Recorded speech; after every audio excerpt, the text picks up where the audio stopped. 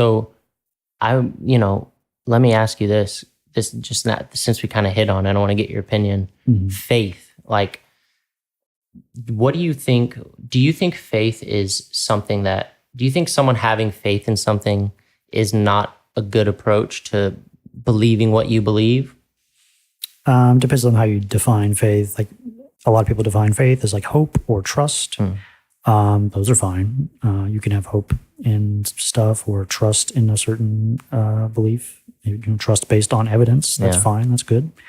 But having faith in the way SE is trying to get away from is the belief without evidence, the not having any like reason for believing what you believe is just another way Peter Boghossian defines it, is pretending to know something you don't know. I mean, that's a good way to put it. Okay, and then what about this? So this book, it's called, what is the book called again? I definitely got to read this book. A Manual for Creating Atheists. A Manual for Creating Atheists. Okay. And you were saying that it was like a bait and switch. It really should be called A Manual for Creating Critical Thinkers. Gotcha. So what was like, I guess I want to ask you, if you had to sum up that book and say, what's good about, and I'm just kind of playing devil's advocate, like why is it valuable to want to create more critical thinkers and have people question the beliefs that they have? Like, I believe it is very valuable, but what is your opinion on why that is such a valuable thing? Because that isn't how a lot of people are.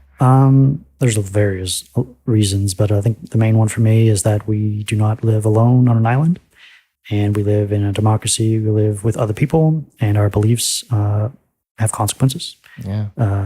Our beliefs inform our actions, and our actions have consequences. And we need to have wise. We need to make wise choices, and in order to make wise choices, we need to know what reality is, what the truth is. So we need to value truth first, and then, based on the truth, meet our goals that way. Yeah, I have someone on. You've met Hunter, right? I've had him on a couple times. He's awesome. I think, I don't want to like put words in his mouth or anything, but to me, I always think of him. He's definitely a skeptic. He always asks me questions that like make me say, "Fuck, Hunter, come on, man, just let me like think what I'm thinking." But how would you, just to kind of delve into this subject, how do you define skepticism, or like what is the skeptic movement? Yeah, I guess skepticism is a tool set for inquiry, and maybe a type of attitude to hold in yourself. It's being open to being wrong. Like that attitude is at the core. Just no one has the final say about anything, and no one has any special authority about any belief. We should be skeptical about any claim. So anyone with a sincere belief or a sincere inquiry should be open to be taken seriously, to be considered at least. So skepticism also as a tool set. We want to be open to ideas being testable. We want to be able to get rid of false beliefs. So if we have any false beliefs that we have, we want to be able to discard them. The goal is to have as many true beliefs as possible and as few false beliefs. So let me ask you this question. This is something that I've gotten into a few times. How do you know what's true? Like, how do you define truth? Yeah, that's a big question. It's a big question, but that's epistemology itself. Yeah. I think the standard way is thinking about correspondence theory, like the map in the territory. There's the territory, there's the reality, and we try to map the territory. We try to create our knowledge, our human knowledge, to map this territory so we can have, if we want to get somewhere, we need to have accurate maps. So truth is, in the deepest sense, that pretty much. Yeah. So would you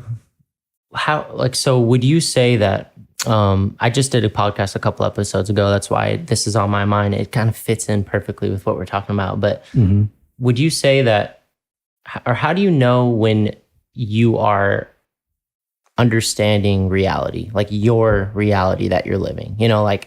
That's something that Chris and I and Hunter, we've gotten into a few times with, like, how the fuck do you know what reality is, or if you're being honest with yourself?